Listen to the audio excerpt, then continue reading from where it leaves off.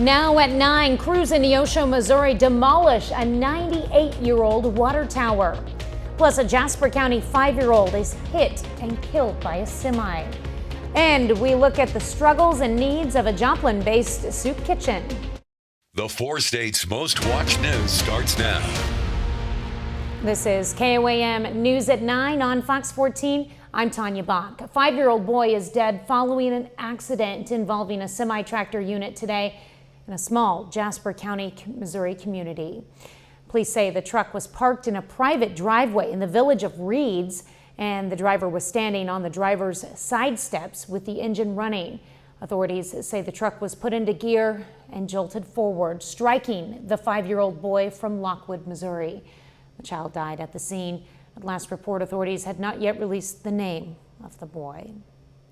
Authorities in Neosho County, Kansas are investigating a fatal crash involving a bicycle last night. Troopers say a cyclist on Santa Fe Avenue collided with the side and rear of a vehicle making a right turn. The bicyclist, 67-year-old Harvey Morris Love of Chanute, died at the scene. Meteorologist Lindsay Gaffney joins us now with a first look at weather. Well, it's a really nice night. You can even see a really interesting sunset. There seems to be something going on there hiding part of the sunset there, but it looks really good. Temperature's about 75, so it's a really nice night out there. Clear, good sunset, great night to be outside. Now, we do have a light southerly breeze, but other than that, it's looking pretty good. Across the region, 79 in Miami, 80 still in Veneta and Nowata, 81 in Neosho. Not too bad. We're dropping down to the upper 60s, low 70s tonight, so we are starting to get a little bit warmer in those overnight lows.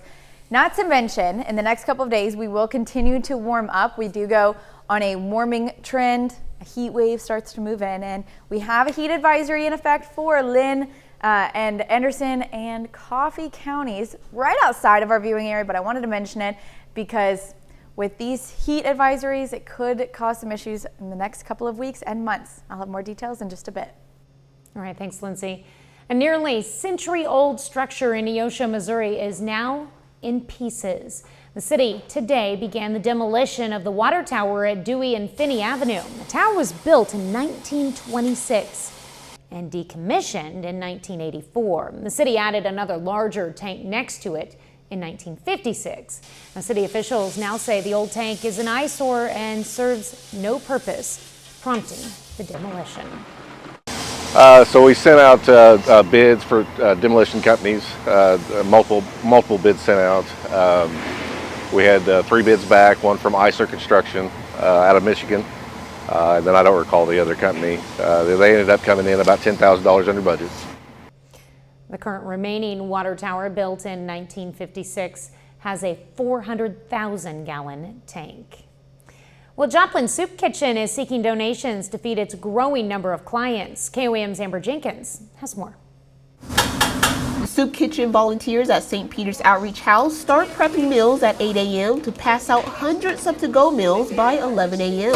However, as the demand grows, it's harder to keep their shelves stocked. We are in desperate need of canned goods.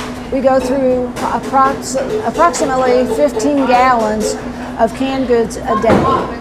So if there's anyone in the community or anybody wants to make a donation of canned goods to us, we'll take anything. Canned vegetables, canned fruit, canned beans. The most demanding season for the kitchen is summertime. We're averaging now a minimum of 400 a day. Today we're anticipating it could be as many as 500. And we're seeing, since the children are out of school, we're seeing a lot of children coming too. It'll go back down, we anticipate, in the fall. Maybe a third will go down, when people get back the kids go back to school, and a lot of our homeless population that are transient move on, because a lot of times they're filtering in here from somewhere else. The kitchen does not have any requirements for those needing a meal. But we'll feed anybody. There's no requirement. Anybody's welcome at our door. All we require is we have to keep track of numbers, and we take a name. That's it. Reporting in Joplin, Amber Jenkins, KOAM News. Well, St. Peter's Outreach House is open Monday through Wednesday and on Fridays, 11 a.m. to 1 p.m.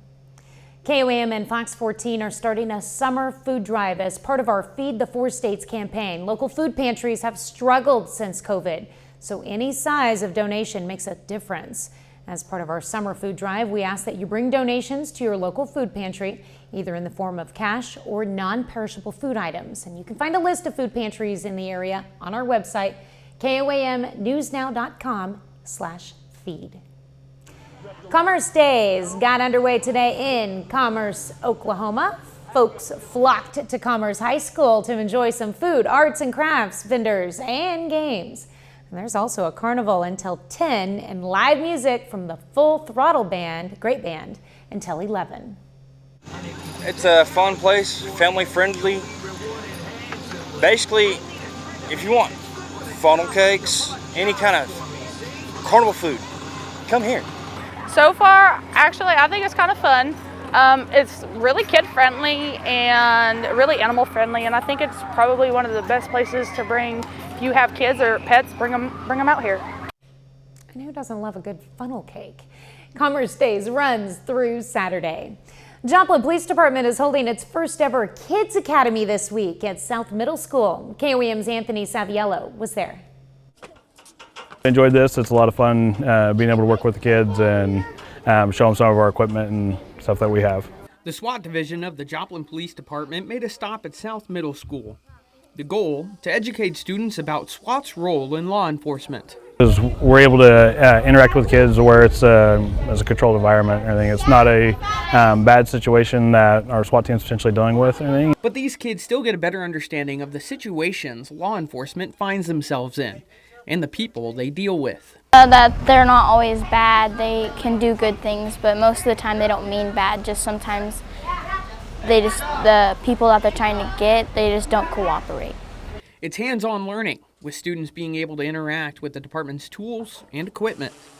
Between K-9 Division, Traffic Enforcement, our SWAT team, Investigations Division, so it's just nice for them to be able to see all the different things that the Joplin Police Department has to offer. This interaction may even be the boost that creates future law enforcement officers. Ever since I was little, I've always wanted to be one. Reporting in Joplin, Anthony Saviello, KOAM News.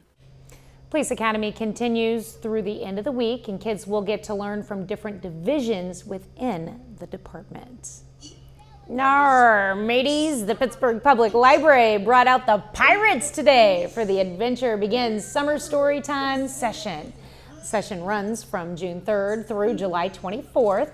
Tuesday and Wednesday story times are at 10 a.m. and will take place in the shade, of course, at the beautiful Lincoln Park. And keep your eye out for the look for the Pittsburgh Public Library Bookmobile.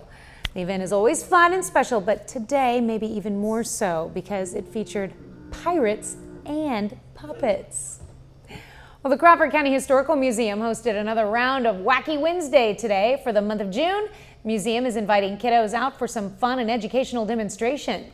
Today's event, called the Little Museum on the Prairie, taught the kids how to make hand-dipped candles and apple juice, as well as butter churning, corn swelling, and clothes washing, just like the pioneers. We take what has really worked well in the past and that the parents have requested, oh, are you going to do Little Museum on the Prairie again this year? Or are you going to make homemade ice cream? So we try to build on what we've done in the past and make it a little bit better, a little bit bigger. The museum has 2 more Wacky Wednesdays left this month, including Life on the Trail on the 19th and Baby Goats and Farmhouse Ice Cream on the 26th. Maybe the best part of Wacky Wednesdays? They're free. Well, coming up, the battle over IVF access heats up once again in Congress. The battle over IVF access is heating up once again on Capitol Hill. Fox's Jared Halpern has more from Washington. We as a nation have to stand up right now to secure the basic rights. I am so proud to be here. Democrats on Capitol Hill are gearing up for a Thursday vote on their recently unveiled Right to IVF Act, which would make in vitro fertilization treatments legal nationwide. Lawmakers say the bill is the only way to ensure IVF access continues after several states put some treatments on hold, citing statewide reproductive laws passed after Roe v. Wade was overturned by the Supreme Court. Our pro-family, pro-freedom bill would protect access to IVF, expand IVF coverage for veterans, and make it easier to afford fertility care. It is part of a broader election year push by Democrats focusing on reproductive rights. Last week, they held a vote on a bill to make contraception legal under federal law, and they say more will be coming as the 2024 campaign ramps up. We will protect all reproductive health care for women in this country. But Republicans have remained united against these bills so far. They successfully blocked the Right to Contraception Act last week and say they're expecting the same outcome with the IVF bill, which some Republicans call an election year Trojan horse that's more about abortion than IVF. It's not really about IVF. I want to be clear. I support IVF 100%. There's all kinds of abortion language in the so-called IVF bill. And congressional Democrats are also taking their fight to the White House, asking President Biden to make IVF coverage part of the health care plan for all federal employees. In Washington, Jared Halpern, Fox News.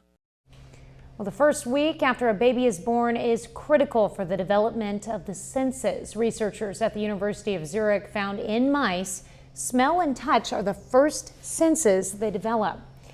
Now, these senses not only help form connections in the brain, but also help newborns nurse and bond with their mother.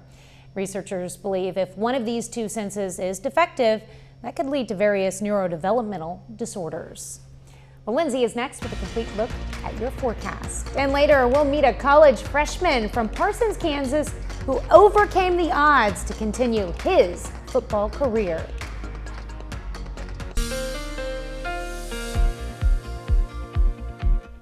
Well, it's shaping up to be a pretty nice evening. We'll go ahead, take a look outside at downtown Joplin from the Cornell Arts and Entertainment Complex.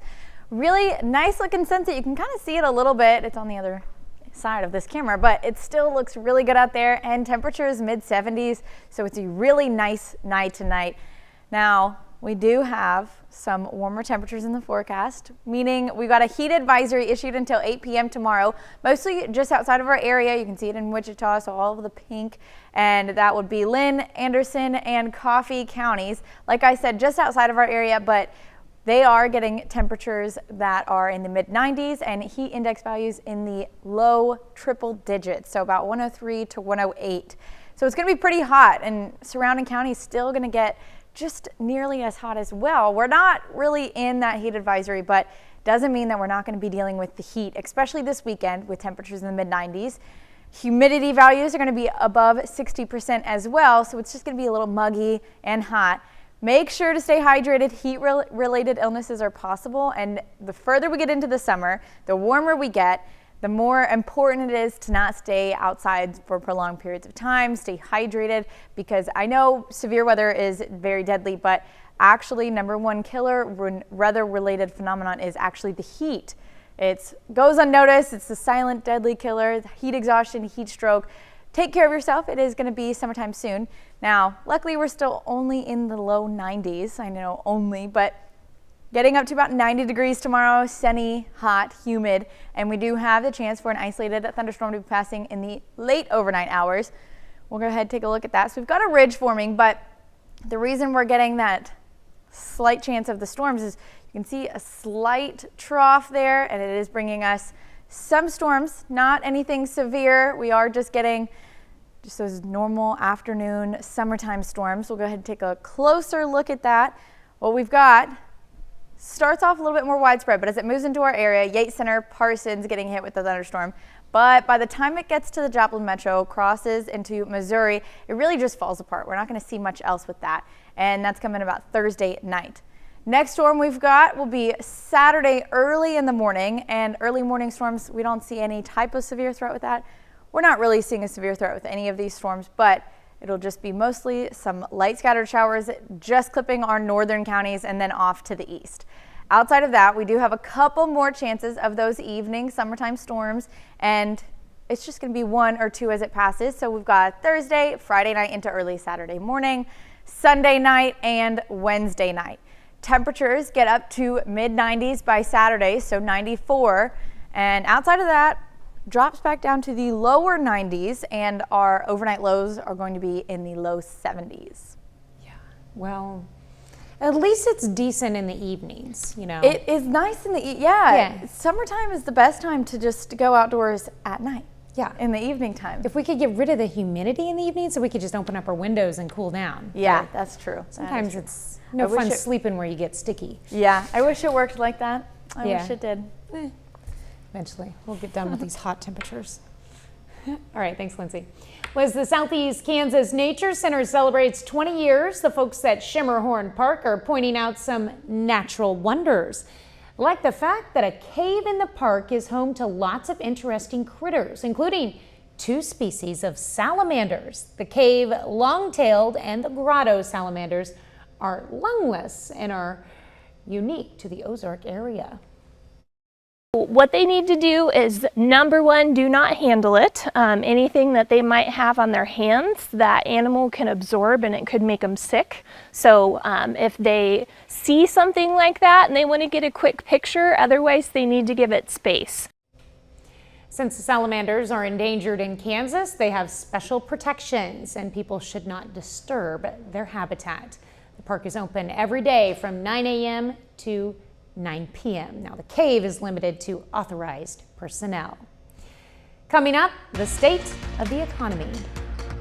Inflation numbers and interest rate announcements on Wednesday, and investors like what they see. I'm Caroline Shively in Washington. I'll have that story coming up. The Port of Baltimore is fully open to shipping traffic following the collapse of the Francis Scott Key Bridge nearly 3 months ago. The reopening followed 11 weeks of work to remove steel pieces of the bridge and debris that collapsed into the channel in March. The accident led to the deaths of 6 workers and forced shipping companies to reroute their cargo to other ports, impacting Maryland's economy. By moving united and by being Maryland tough and Baltimore strong. Vessel traffic is fully reopened to the Port of Baltimore, and our brothers and sisters from ILA, today they are back on the job. Officials say rebuilding the Key Bridge could take years and cost billions of dollars. The Biden administration says it remains committed to getting the federal government to cover the cost. Well, numbers out today show inflation cooled in May, surprising economists just hours ahead of the Federal Reserve announcing what it will do with interest rates, which are at their highest level in more than 2 decades. Fox's Caroline Shively has a look at the number and their implications from Washington. Investors getting a double dose of economic news on Wednesday. First up, inflation numbers coming in lower than expected. We came in flat month over month. We were looking for an expectation the gain was going to be 0.1% month over month headline. We came in flat. That puts the annual inflation rate at 3.3%, also cooler than anticipated. But while prices on some discretionary spending fell, necessities like food and gas remain much higher than they were just a few years ago. All the things that we have no choice but to spend money on, food, energy, housing, healthcare, continues to be incredibly sticky in terms of prices, I would say high and rising, whereas everything else is having to offset it. More economic news comes Wednesday afternoon that could affect everything from your mortgage to your car loan. The Federal Reserve announces what it will do with interest rates, now sitting at over 5%, a 23-year high. No change is expected, but if the nearly flat inflation numbers form a trend, the Fed could cut its benchmark interest rate at a future meeting. They're not lowering rates anytime soon. Inflation is still going up. It's just going up less than we thought. Fine, I'll take it. While inflation remains higher than the Fed's 2% target, there are positive economic signs. Unemployment remains low, employers are hiring, and consumers are spending. In Washington, Caroline Shively, Fox News. Up next, we'll learn why this pair of football pants are special and the crazy price they sold for at auction. Well, a pair of pants Tom Brady wore in his final NFL game sold at auction over the weekend. The pewter-colored pants Brady used when the Tampa Bay Buccaneers lost to the Dallas Cowboys during the wild-card round of the playoffs in 2023 sold for nearly $90,000. Spokesperson says the minimum bid was $10,000, but it quickly spiked to more than $60,000 before the winning bid was revealed. Brady played with the Bucs for 3 years after spending his first 20 seasons in the league with the New England Patriots. Some pricey pants. Well, 30 more minutes of news, weather, and sports coming your way. The House votes on whether to hold Attorney General Merrick Garland in contempt of Congress. Plus, the Oklahoma Supreme Court rules on a reparation case for survivors of the Tulsa Race Massacre. You're watching the 4 states' most watched news. This is KOAM News at 9 on Fox 14. I'm Tanya Bach. The House is holding Attorney General Merrick Garland in contempt of Congress after an afternoon vote. It comes after he refused to release audio recordings of President Biden from his classified documents investigation. Fox News correspondent Connor Hansen has the story. Attorney General Merrick Garland's refusal to produce this evidence establishes a clear pattern of obstruction by the DOJ to cover up President Biden's wrongdoing. This is a colossal waste of time, but more importantly, it is dangerous. What they are doing is dangerous. Heated debate on the House floor before Congress voted along party lines to hold Attorney General Merrick Garland in contempt. On this vote, the yeas are 216, the nays are 207. The resolution is adopted. Republicans want Garland to release recordings of President Biden from his interview in a special counsel investigation into classified documents stored at his home. Special counsel Robert Hur decided not to prosecute the president. The Attorney General invoked executive privilege. Garland has already released the written transcripts, but Republicans say that doesn't paint a clear enough picture. Democrats claim Republicans could edit the audio clips to make the president look bad. They're looking for the audio tape so they can make some political TV attack ads. It's now up to the Justice Department, which Garland oversees, to decide on prosecuting him. Florida Congresswoman Anna Paulina Luna says she's considering going a step further with a motion that could lead to Garland's arrest. Apparently, legally, there is some precedent for being able to do that, so I'm all for it. I mean, he is thumbing his nose at us, and he's not doing what he should be doing. After the vote, Garland released a statement calling it deeply disappointing and accusing Republicans of turning their serious congressional authority into a partisan weapon. In New York, Connor Hansen, Fox News. Oklahoma's top court has spoken on reparations for survivors of the 1921 Tulsa Race Massacre. And that answer is no. 3 survivors filed the lawsuit back in 2020. It sought compensation for the racially motivated destruction of Tulsa's Greenwood neighborhood, which at the time was known as Black Wall Street. The plaintiffs argued that law provides a right to reparations. The Oklahoma Supreme Court agreed with the district court's decision, but went on to say even though the plaintiffs' grievances are legitimate, they do not fall within the scope of the state's public nuisance statute. Well, a small flotilla of Russian Navy ships pulled into Havana Harbor in Cuba this morning as part of what U.S. officials say is Vladimir Putin's response to American support for Ukraine. The Russian ships are expected to remain in Havana for 5 days and then get underway again. U.S. officials say when the Russian ships set back out to sea, the Navy will be waiting to resume shadowing them. President Biden is in Italy ahead of the G7 summit. He's looking for allied support in Ukraine's war with Russia and for a ceasefire proposal between Israel and Hamas. Fox News White House correspondent Peter Ducey has the story. Look, I haven't spoken to the president about this since the verdict came out. In the past, the press secretary was able to say President Biden wouldn't pardon his son. Now she can't answer about a potential way around that promise. You're not ruling out that you would commute the sentence?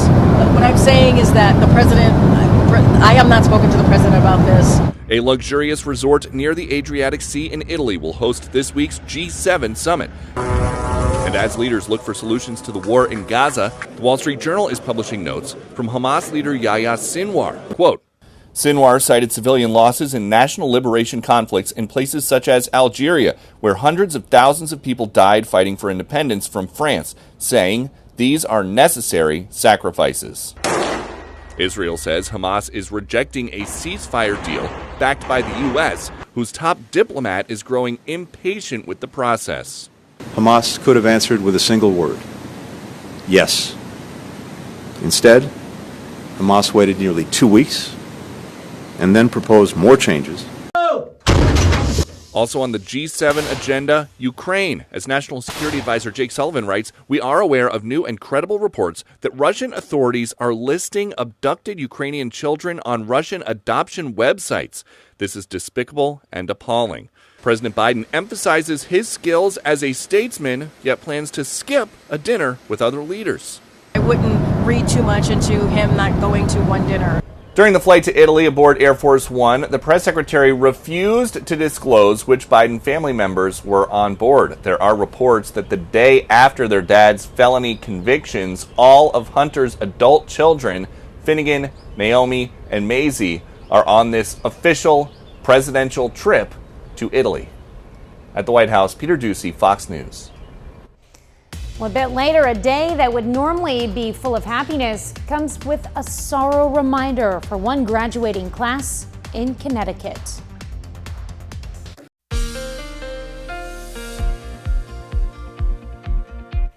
Well, it's a great looking evening. Temperatures in the mid-70s, clear skies. We'll go ahead and take a look outside at downtown Joplin from the Cornell Arts and Entertainment Complex. A nice southerly breeze also makes it even more wonderful tonight. Now, we don't have many more of these nights. Temperatures are going to continue to warm up in the next couple of weeks before we reach July and August, the hottest part of the year. But we do still have a heat advisory in effect until Thursday at 8 p.m. So from about 1 p.m. to 8 p.m. is when this really goes into effect. Not quite for our area, but just outside of our area, we've got Lynn, Anderson, and Coffee counties. And so they're seeing heat index in the low triple digits, so about 103 to 108. That's what it feels like it's going to be. But the rest of us, we're going to be in the low to mid 90s. And even so, it's not quite at that level of heat advisories or heat warnings. We are still dealing with heat-related illnesses at this point. Anywhere in above 90s, it could cause some issues.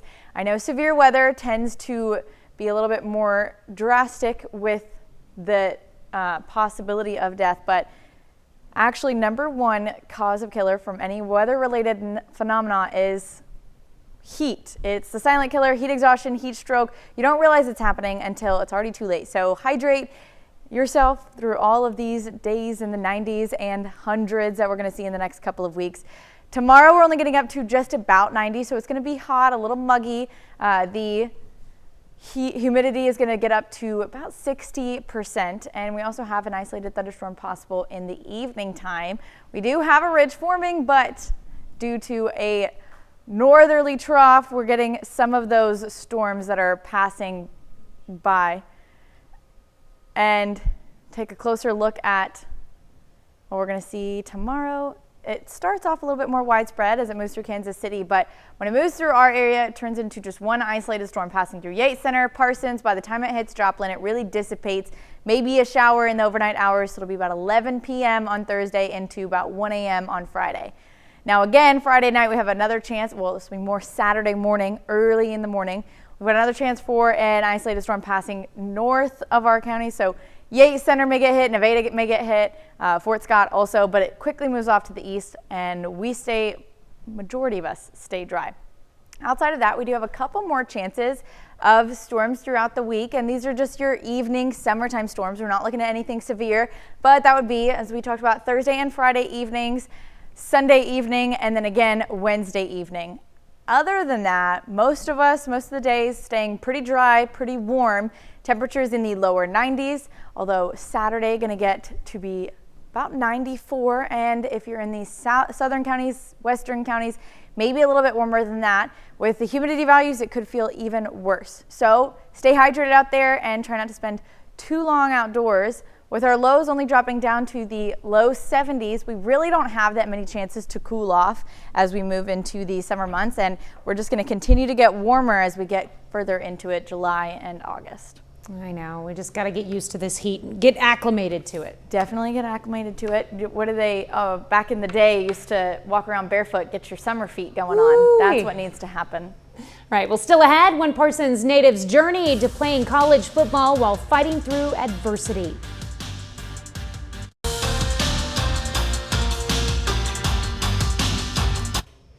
An incoming college freshman from Parsons overcomes long odds to continue his football career. KOM Sports Director John Dales has the story on the former Viking preparing to play at the next level.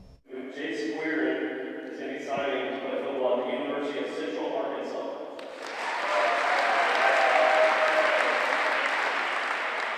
Central Arkansas football signee and Parsons graduate Jace Queering has been playing the sport for a long time. I started playing football in 3rd grade. Back then I played a little bit of linebacker, a lot of defense, and I wasn't very good at it. Quickly though, Queering found the position for him. Kicker. I started doing it like at that 3rd grade, 4th grade year when they just said, hey, we need somebody to do it, and I wasn't very good, so I wasn't getting a lot of playing time. So I was like, a way to see the field, cool. But then about my 7th grade year, 8th grade year, I kind of embraced it as like the thing that I might be good at if I worked hard at it. Hard work is an understatement. That entailed kicking a lot. You're not supposed to kick as much as I did, but I'd just be out there on the field all day, every day kicking. We built a goalpost in our yard, actually. You heard that right. A full-length goalpost in the Queering family's yard. It started kicking over the basketball goal in the front yard because it's the same height as the crossbar. But then we turned into me and my grandpa building a goalpost out in the side of our yard. But early in his high school career, a life-changing event kept Queering off the field. We had a side-by-side rollover my freshman year right when I qualified for state golf. So ended up having 23 broken bones, 2 torn ligaments in my foot. And the doctors were worried about me walking. That's what my mom was really worried about. Which led to a long recovery process. So it ended up being three surgeries that we had to go through, 1 in June, 1 in July, 1 in the beginning of August. So I got to school. I was able to use crutches at school that year. After missing his entire sophomore year, Queering returned to the field and was successful enough to get a D1 offer from Central Arkansas, all of which he says wouldn't be possible without the support from those around him. This town is filled with great people, and it's a really special place, and you just don't experience that if you haven't gone through something like I have. You know, if you haven't had that community rally behind you, you probably don't think that this is the best place in the world. But once you've experienced what I've experienced from this town, you see that you're really grateful to be here. With the Parsons community behind him, Queering begins his college football career at Central Arkansas this fall. John Dales, KOAM Sports. Queering's freshman season at Central Arkansas begins on August 31st against Arkansas State. For more details on that story, you can head to our sports page on our website, koamnewsnow.com/sports. We'll be right back. Graduations are a time for celebrating your accomplishments and keeping an eye out for the future. And while that sentiment rings true for students at Connecticut's Newtown High School, it's also a moment of heartache and sadness for this year's graduating class, many of whom are survivors of one of the deadliest school shootings in U.S. history.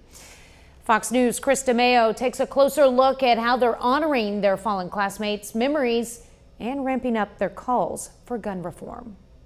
Most kids look forward to graduating from high school, a time when they feel they can spread their wings and fly. Since you're in kindergarten, you just can't wait to graduate. The excitement is plentiful in Connecticut, where Newtown High School's class of 2024 is graduating Wednesday.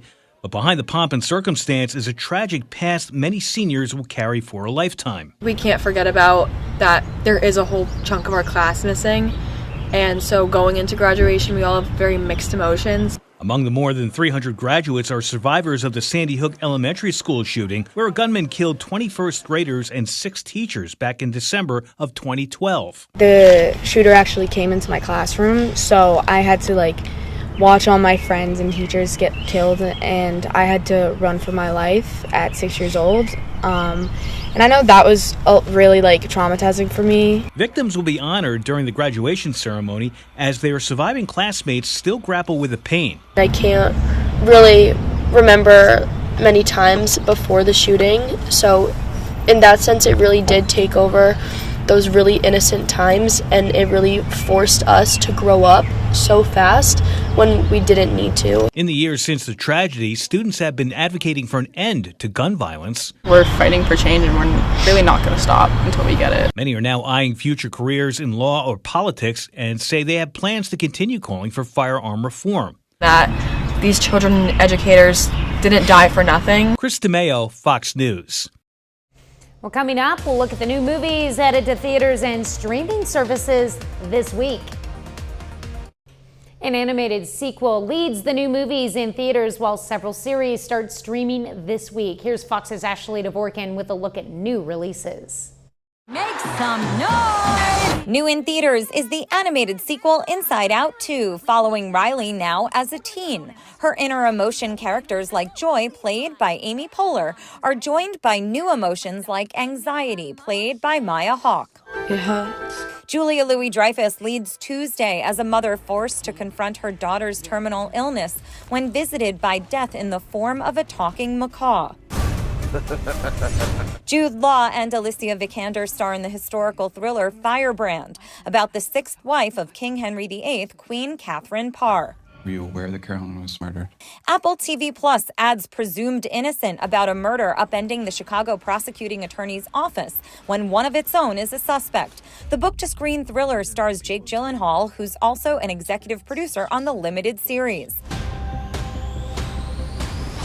Prime Video unleashes season 4 of anti-superhero series The Boys. I'm trying to find the words whenever I talk to people to articulate what we're about to observe, and I can't find them. So I think that kind of speaks for itself. It was a roller coaster. Now we're in the underbelly, perhaps. It's always been a satire, but it goes so much further and so much broader in that commentary this season. The Boys race to save the world, taking on Homelander and 2 new soups. Where the show goes continues to amaze its stars. Shocking, continually pushing the line of what I would imagine could be allowed to be filmed and aired. I want revenge. Plus, the fight for the Iron Throne continues as Max premieres House of the Dragon Season 2. In Hollywood, Ashley Dvorkin, Fox News. And I'm watching House of Dragons this weekend. That's our time for tonight. Thanks for joining us. We're going to leave you with video of a giant panda in Japan. Have a great night and an even better tomorrow.